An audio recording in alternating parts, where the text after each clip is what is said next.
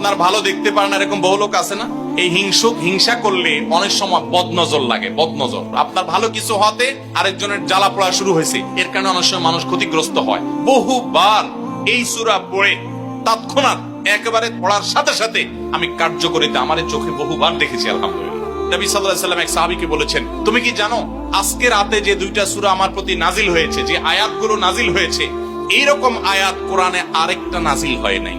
আমার বাচ্চার কোনো অসুবিধা হলে মাঝে মধ্যে আমার মিসেস বলতেন যে একটু দোয়া পড়ে খু দাও তো।